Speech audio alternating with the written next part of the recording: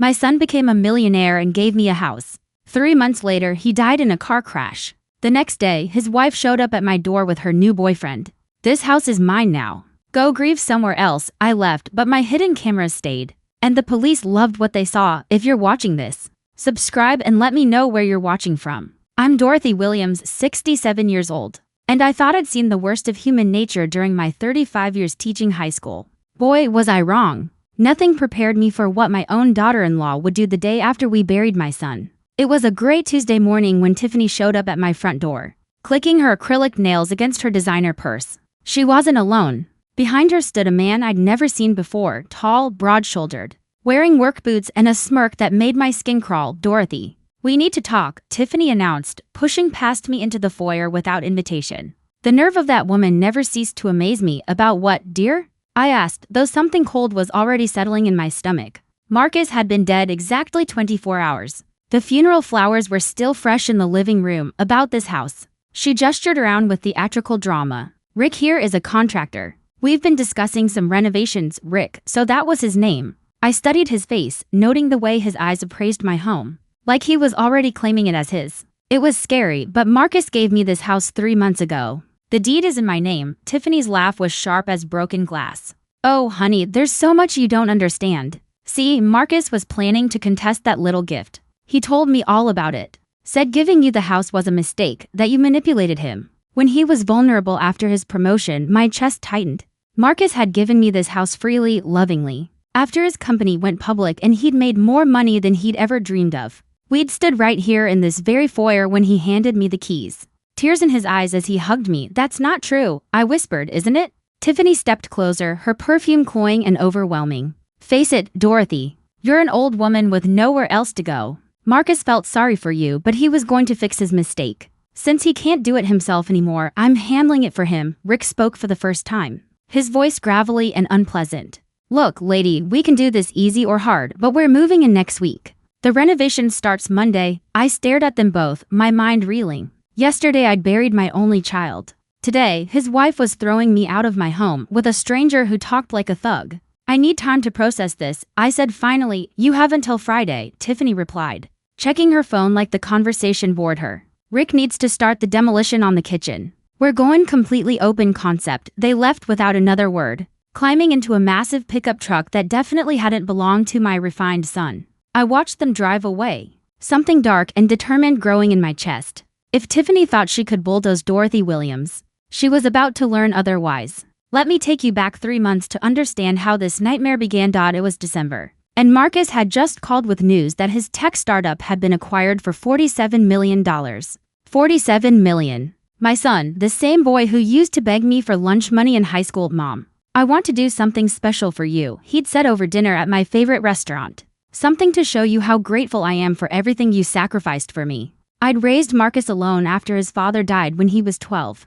Worked 2 jobs, sold my grandmother's jewelry to pay for his computer programming courses, lived on ramen noodles so he could have proper clothes for job interviews. Not once did I regret it. "You don't owe me anything, sweetheart," I told him that night. "I disagree." His eyes were bright with excitement.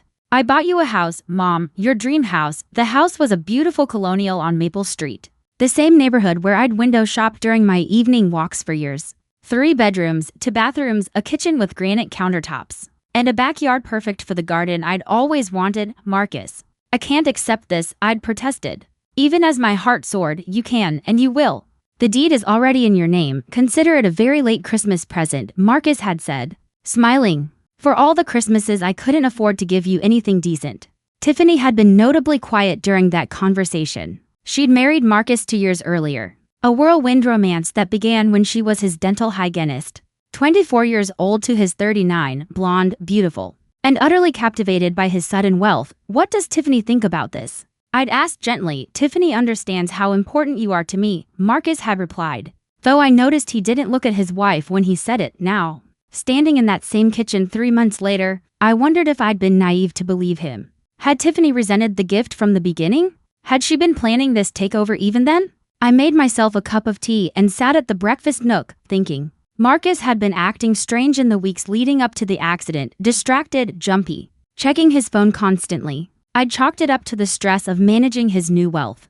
But what if it was something else? What if it was something far more sinister? The accident itself had always seemed suspicious. Marcus was an excellent driver, cautious to a fault. Yet somehow, he'd missed a curve on a road he'd driven hundreds of times and slammed into a tree at 60 miles per hour. No skid marks, the police had said, like he'd never even tried to brake. And now, less than 24 hours after we'd lowered him into the ground, Tiffany was moving in with another man. A man she seemed awfully comfortable with for someone she'd supposedly just met. I pulled out my phone and did something I hadn't done in years. I called my old colleague, Helen, who'd married a private investigator after retirement. Helen, it's Dorothy Williams. I need a favor and I need it to be discreet. Some mothers teach their children to turn the other cheek. I taught mine to fight back when cornered. Time to follow my own lesson. The call came at 2:17 a.m. on a Tuesday. I know the exact time because I'd been lying awake, wondering why Marcus hadn't returned my calls from the previous day. When the phone rang, displaying unknown number, my blood turned to ice. Is this Dorothy Williams? Mother of Marcus Williams? The voice was professional, clinical. Double quotes. Yes, this is Dorothy. What's happened? Ma'am, I'm Officer Patterson with the state police. I'm afraid there's been an accident involving your son. The world tilted sideways. I gripped the phone with both hands, my knuckles white. What kind of accident? A single car collision on Route 47 near Miller's Bend. Mr. Williams' vehicle left the roadway and struck a tree. I'm very sorry to inform you that he was pronounced dead at the scene. The words didn't register at first. They bounced off my consciousness like rain against a window. Marcus dead? Impossible. I just talked to him Sunday. He'd promised to come by Tuesday for dinner. There must be some mistake, I whispered. I'm afraid not, ma'am. We'll need someone to identify the body and collect his personal effects. The next hours passed in a blur of paperwork, fluorescent lights, and the overwhelming smell of disinfectant at the morgue. Marcus looked peaceful lying there, like he was simply sleeping. No visible injuries except for a small cut on his forehead. For a crash violent enough to kill him instantly, he looked remarkably intact. Was he wearing his seatbelt? I asked the coroner, a kind-faced woman named Dr. Martinez. Yes, properly fastened. The cause of death was internal trauma from the impact. He wouldn't have suffered. That should have comforted me, but it didn't. Something felt wrong about the whole thing. Tiffany arrived an hour later, dressed in black Lululemon and designer sunglasses, tears streaming down her face in perfectly controlled rivulets that didn't smudge her makeup. She threw herself into my arms with dramatic sobs. Oh, Dorothy, what are we going to do without him? Even in my grief, I noticed she smelled like cologne, a masculine scent that definitely wasn't Marcus's usual subtle aftershave. This was heavier, more aggressive, construction worker cologne. The funeral was 3 days later. Marcus had always hated pomp and circumstance, so we kept it simple, just family, close friends, and a few colleagues from his company. I spoke about the son who'd built me a computer when I was afraid of technology, who called every Sunday without fail, who never forgot to send flowers on Mother's Day. Tiffany spoke about her beloved husband and their beautiful future together. That was cut so tragically short. She dabbed at her eyes with a tissue, but I noticed the tears had dried up conveniently fast. After the service, as we gathered at the graveside, I spotted him, a tall man in a dark suit, standing apart from the crowd, watching the proceedings with interest rather than grief. When our eyes met, he turned away quickly, but not before I recognized his face. It was Rick, the contractor. At my son's funeral, a full day before Tiffany would introduce him as her new whatever he was. How long had they known each other?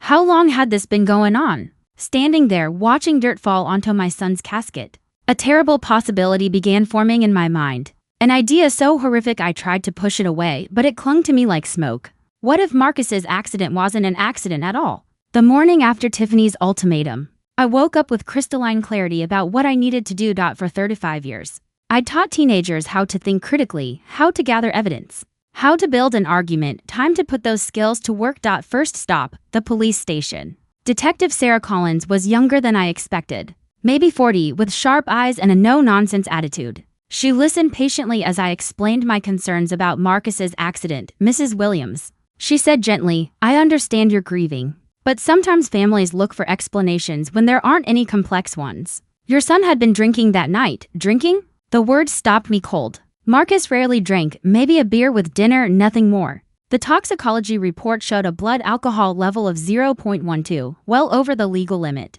I stared at her. That's impossible. Marcus was nearly obsessive about not drinking and driving. His college roommate died in a drunk driving accident. Detective Collins pulled out a file. The report also showed trace amounts of alprazolam in his system. Anxiety medication. The combination can be particularly dangerous. Marcus wasn't taking any anxiety medication. I'd have known, Mum, with respect, she said. Adult children don't always share everything with their parents. Your son had recently come into significant wealth. That kind of sudden change can cause stress, lead to substance use. I wanted to argue, but I could see the skepticism in her eyes. To her, I was just another grieving mother, unwilling to accept an uncomfortable truth about her child. What about his wife? I asked, have you looked into her background? Mrs. Williams, she said carefully. Are you suggesting your daughter-in-law had something to do with this? When she said it out loud, it sounded ridiculous, like something from a bad TV movie. I'm just asking if you've investigated all possibilities. We conducted a thorough investigation. There's no evidence of foul play. I'm sorry for your loss, but sometimes accidents are just accidents. I left the station frustrated but not defeated. If the police wouldn't investigate properly, I'd have to do it myself. My next stop was Marcus's house. Well, Tiffany's house now. I still had a key. And technically, I had until Friday to collect any personal belongings. Time to see what I could learn. The house felt wrong the moment I walked in. Tiffany had already started packing away Marcus's things, his photos replaced with generic artwork. His books boxed up like they'd never mattered. It looked like someone trying very hard to erase all evidence that Marcus Williams had ever lived there. In his home office, I found his laptop. Password protected, of course, but I knew my son. His password had been the same since college, Dorothy 1956, my name and birth year. What I found made my blood run cold. The browsing history showed Marcus had been researching divorce lawyers. Not just casual browsing, he'd filled out consultation request forms with 3 different firms, all dated within the 2 weeks before his death. Even more disturbing were his recent bank statements. Large cash withdrawals, much larger than his usual spending patterns. $10,000 here, $15,000 there. Always in cash. Always on days when Tiffany had been out of town for her frequent spa weekends. The last entry was the most telling, a transfer of $50,000 to an account I didn't recognize. Completed just 3 days before his death, I heard a car pull into the driveway. Tiffany was back. Quickly, I photographed the bank statements with my phone and closed the laptop. By the time Tiffany walked through the front door, her arms full of shopping bags, I was innocently sorting through Marcus's book collection. Dorothy, what are you doing here? Her voice was sharp with suspicion, collecting some of Marcus's things. You said I had until Friday. She set down her bags and watched me carefully. Take whatever you want. Most of it's going to charity anyway. I held up a photo of Marcus at his college graduation. He was so proud that day. Do you mind if I take this? Sure, her answer was too quick. Too careless, the kind of tone no grieving widow should have when talking about her dead husband's belongings. As I packed Marcus's things, I made a decision. Tiffany could have the house. She could play the grieving widow for the cameras. But she'd forgotten one crucial detail. She was dealing with a woman who'd spent decades outsmarting teenagers. And if there's one thing I'd learned in all those years, it's that everyone eventually reveals their true nature. They just need the right audience. Friday morning arrived with the kind of cold rain that seeps into your bones. I stood in my empty kitchen, watching Tiffany and Rick direct a crew of movers like they were staging a military operation. They'd given me until noon to clear out completely. I'd spent the previous 3 days making arrangements, finding a furnished apartment across town, and most importantly, installing my insurance policy. Dorothy, you about ready? Rick called out, his tone falsely cheerful. Up close, I could see he was handsome in a rough way. The kind of man who probably charmed women easily. The kind Marcus would have hated. Almost finished, I replied. Wheeling my last suitcase toward the door, Tiffany appeared from the living room, surveying the space like a queen claiming her kingdom. We really appreciate you being so understanding about this, Dorothy, she said sweetly. I know it's hard, but Marcus would have wanted what's best for both of us. The audacity was breathtaking. She was rewriting history in real time, painting herself as the reasonable one in this twisted story. Of course, dear, I said, smiling faintly. I just want what Marcus would have wanted, too. What I didn't mention was the 4 tiny cameras I'd strategically placed throughout the house over the past 3 days. State-of-the-art devices, no bigger than shirt buttons, wireless, silent and completely undetectable unless you knew exactly where to look. My friend Helen's husband had been most helpful in selecting the right equipment for home security. I told him, which wasn't entirely a lie, 2 cameras covered the living room from different angles. 1 monitored the kitchen and dining area. The 4th was positioned in Marcus's old office, now, apparently, destined to become Rick's man cave. Each camera fed to an app on my phone and a backup drive that would store everything automatically. Whatever Tiffany and Rick were planning, I'd have a front row seat. Well, I said, taking one last look around the home my son had given me. I suppose this is goodbye. Tiffany actually had the nerve to hug me. You take care of yourself, Dorothy. And remember, you're always welcome to visit in my own house. The woman had steel nerves. I'll give her that. I drove away slowly, checking my rearview mirror until the house disappeared behind the trees. Then I pulled into the parking lot of a coffee shop 6 blocks away and opened the camera app on my phone. Perfect. Crystal clear video of Tiffany and Rick already making themselves at home. Rick's tools were scattered across my kitchen counter as they discussed phase 1 of their renovation. I ordered a large coffee and settled into watch the show. It didn't take long for things to get interesting. By 3 p.m., Rick had made 3 phone calls that caught my attention. The first was to someone named Jimmy, confirming a meeting for that evening. The second was to a local bank asking about expediting the insurance paperwork. The third was the most telling, a conversation with someone he called Babe, who was definitely not Tiffany. Yeah, it's working perfectly, Rick said, his back to the camera as he stood in my kitchen. The old lady bought the whole grieving widow act. We should have the insurance money within a month. Insurance money? My pulse quickened. Tiffany appeared in the frame, wrapping her arms around Rick's waist from behind. What about the police investigation? She asked. What investigation? He said with a smirk. They ruled it an accident. Case closed. Rick turned in her arms and I could see his smug expression clearly on my screen. Your boy Marcus made this almost too easy. Getting drunk that night. He didn't get drunk, Tiffany corrected, her voice cold. You made sure of that. The room seemed to spin around me. I gripped my phone tightly, making sure the audio was still recording. Details, babe, Rick said.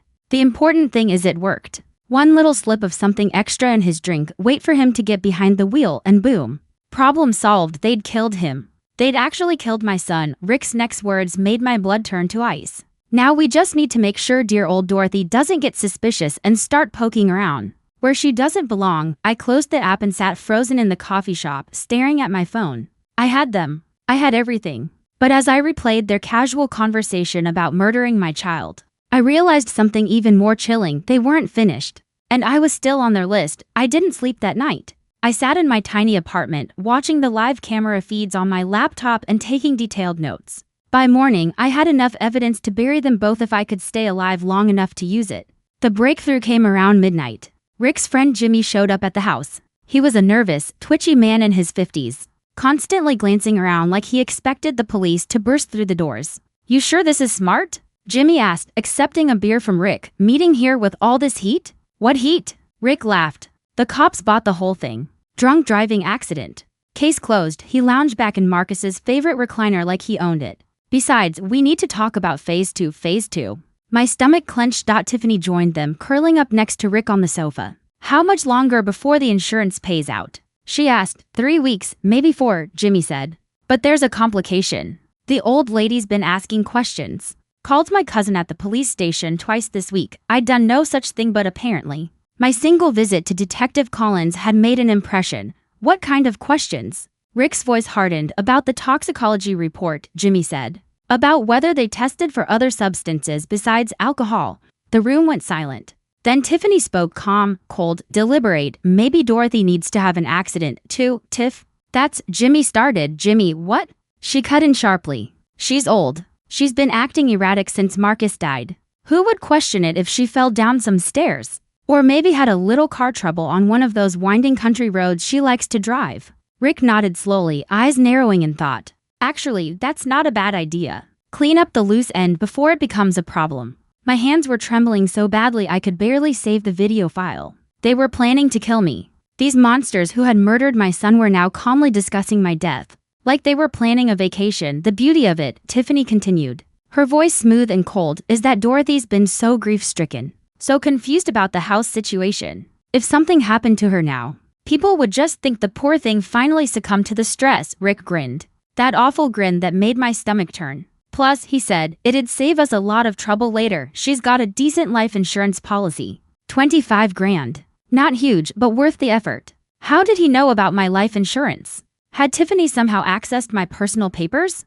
Jimmy stood up abruptly. Look, I helped you with Marcus because he was going to divorce Tiffany and you'd lose everything. But killing old ladies, that's where I draw the line. Relax, Rick said. We're just talking. Dorothy's not going anywhere, but I could see in his eyes that he was already planning my demise. After Jimmy left, I watched Rick and Tiffany discuss specifics. A staged car accident seemed to be their preference. Something that would look like an elderly driver losing control. They even debated locations, finally settling on a sharp curve about 15 miles outside town. We'll need to disable her brakes, Rick mused. Make it look like mechanical failure. How long? Tiffany asked. Give me 2 days to set it up. Then we can put our grieving daughter-in-law act back on for the funeral. Daughter-in-law? The word made me sick. I closed the laptop and sat in the darkness of my apartment thinking. I had everything I needed to destroy them. Clear video evidence of them confessing to Marcus's murder and planning mine. But I also knew how the system worked. Defense lawyers could argue the footage was taken illegally, claim it was inadmissible, tie up the courts for years while these monsters walked free. No, I needed something more definitive. Something that would put them away forever with no possibility of escape. As I sat there planning my next move, my phone buzzed with a text from an unknown number. Having trouble sleeping, Dorothy? You should be more careful driving these days. Roads can be so dangerous for someone your age. They knew where I lived. They were already watching me. But here's what Tiffany and Rick had forgotten in their rush to play criminals. I'd spent 35 years dealing with bullies, manipulators, and sociopaths in teenage form. I'd learned to think 3 steps ahead, to turn their own arrogance against them. They wanted to play games. Fine, game on. The next morning, I did something that would have shocked my old self. I called a criminal defense attorney not because I needed defending, but because I needed to understand exactly how to build an airtight case. Mrs. Williams, said attorney Patricia Reed after I'd explained my situation. What you have is compelling, but we need more. Defense lawyers will argue that video taken without consent is inadmissible. What if they confess to additional crimes while being recorded legally? Patricia raised an eyebrow. That would change everything. How would you manage that? I asked. She smiled the smallest smile. Leave that to me. My next call was to Detective Collins, but this time I had a different strategy. Detective, I want to report a threat against my life. That got her attention. Within an hour, she was sitting in my apartment while I showed her the threatening text message.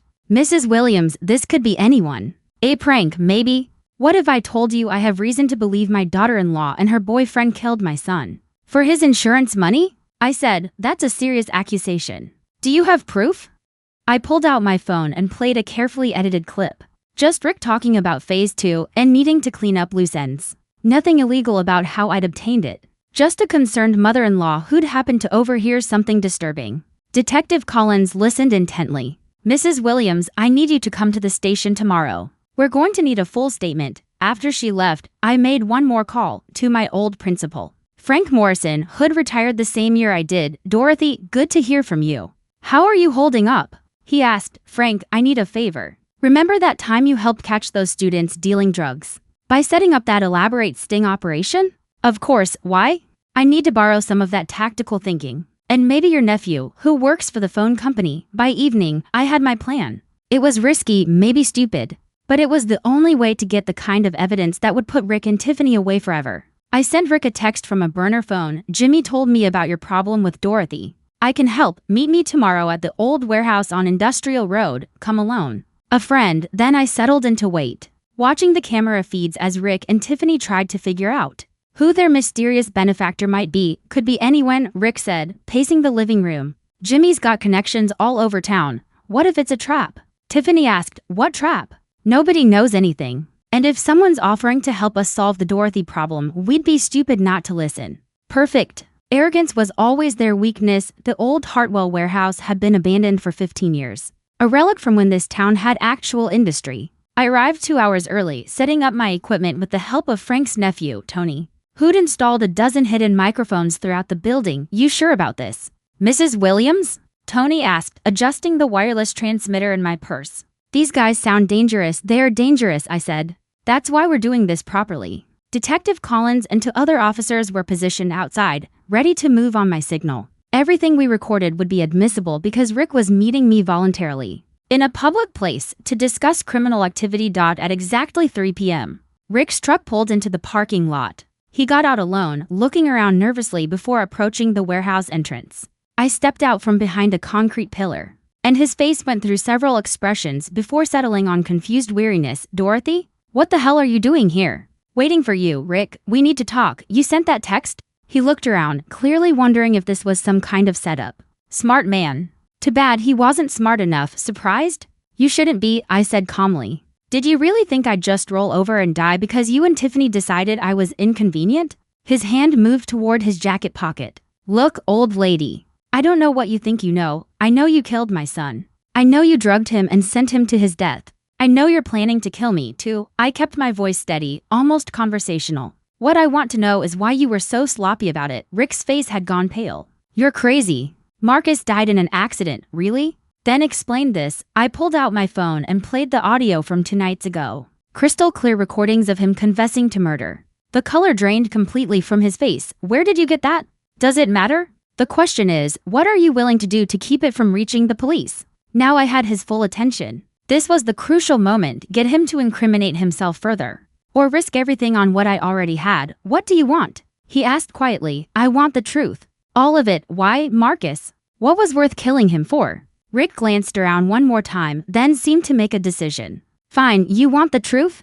Your precious son was going to divorce Tiffany. We'd have gotten nothing. She'd been married to him less than 2 years. No alimony, no community property, nothing. So you killed him for money. We killed him because he was about to destroy our future. Tiffany and I have been together for 3 years. Since before she married your son, 3 years? My mind reeled. She was cheating the entire time? Cheating. Rick laughed bitterly. Lady, she married him for his money. The whole thing was planned from the beginning. When he got rich, we knew we'd hit the jackpot. But then he started getting suspicious, talking about hiring private investigators. So you murdered him, we solved a problem. And now you're a problem too. Rick's hand was definitely moving toward his jacket now. Lucky for me, you decided to make this easy by coming here alone. Who says I'm alone? The warehouse light suddenly blazed on, and Detective Collins's voice echoed through the space. Police, don't move. Rick spun around, finally understanding that he'd walked right into exactly the trap Tiffany had worried about.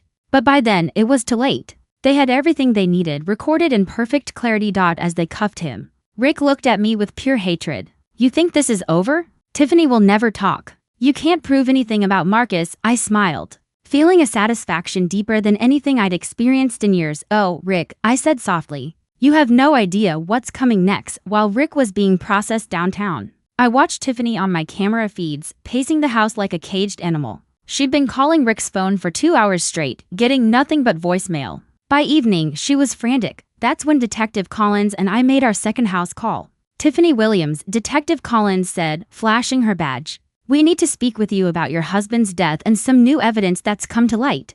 Tiffany's face was a perfect mask of confused innocence. Evidence? I don't understand. Marcus died in a car accident months ago. May we come in? Of course. Tiffany stepped aside, and I followed Detective Collins into what used to be my home. The place reeked of Rick's cologne and Tiffany's desperation. Mrs. Williams, Collins began. We've arrested Richard Patterson in connection with your husband's death. He's made some very serious accusations. Rick? Arrested? Tiffany's performance was flawless. Shock, confusion, then panic slowly creeping in. What accusations? Detective Collins set a digital recorder on the coffee table. We'd like you to listen to something. Rick's voice filled the room. Clear and damning. We killed him because he was about to destroy our future. Tiffany and I have been together for 3 years. I watched Tiffany's face crumble as she heard her lover confess to everything. But instead of breaking down, she did something I didn't expect. She laughed. You think that proves anything? Rick's lying. He's obviously trying to save himself by blaming me. Is he lying about your 3-year relationship? Detective Collins asked. Rick is delusional, Tiffany said smoothly. He's been obsessed with me since Marcus hired him to do some work on the house last year. I've been trying to let him down easy because he seemed unstable. The woman was good. If I hadn't known better, I might have believed her myself. What about the insurance money? I asked quietly. Tiffany turned to me with what looked like genuine hurt. Dorothy, how can you believe these lies? I loved Marcus. I'm still grieving. Cut the act, Tiffany. I have video of you planning my murder. Her expression didn't change, but something flickered in her eyes. That's impossible. Detective Collins nodded to me, and I pulled out my phone, playing the footage from 3 nights ago. Tiffany's own voice filled the room. Maybe Dorothy needs to have an accident too. For the first time, genuine fear crossed Tiffany's face, but she recovered quickly. That's not my voice. Rick must have manipulated the audio somehow. He's been threatening me, trying to make me go along with his fantasies about Marcus. I was terrified of him. Detective Collins looked at me. This was the moment we'd planned for, the moment Tiffany would try to pin everything on Rick. If you were so terrified, I said, why did you give him a key to this house? Why is his DNA all over Marcus's personal belongings? Why did you clean out Marcus's office the day after the funeral? I was in shock. People do irrational things when they're grieving. Stop, Detective Collins raised her hand. Mrs. Williams, I'm placing you under arrest for conspiracy to commit murder and insurance fraud. As they read Tiffany her rights, she looked directly at me. The mask finally slipped completely, revealing the cold, calculating woman underneath. You meddling old, she hissed. You should have minded your own business. My son's murder was my business, I replied calmly. As they led her away in handcuffs, I felt something I hadn't experienced since the day Marcus died, peace, but the biggest surprise was still to come. The call came from Detective Collins 3 days after Tiffany's arrest. Mrs. Williams, we need you to come to the station. There's been a development. I found her in the same interview room where we'd first discussed Marcus's case. She looked tired but satisfied. We found something interesting when we searched Rick's apartment.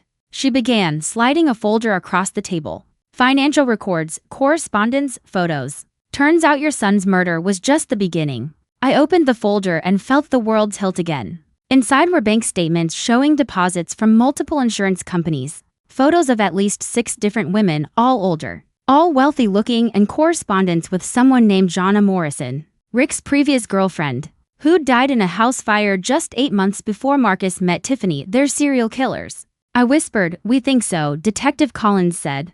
We've contacted police departments in 4 states about suspicious deaths that match their pattern, Rich. Older men or women with younger partners who die in convenient accidents. Shortly after updating their insurance beneficiaries, the scope of it was staggering. Marcus wasn't just a victim. He was part of a carefully orchestrated killing spree that had been going on for years. There's more, Detective Collins continued. Rick's been talking, trying to cut a deal. According to him, Tiffany is the mastermind. She scouts the targets. Rick handles the technical aspects of the murders. They've made over $2 million in the past 5 years, $2 million.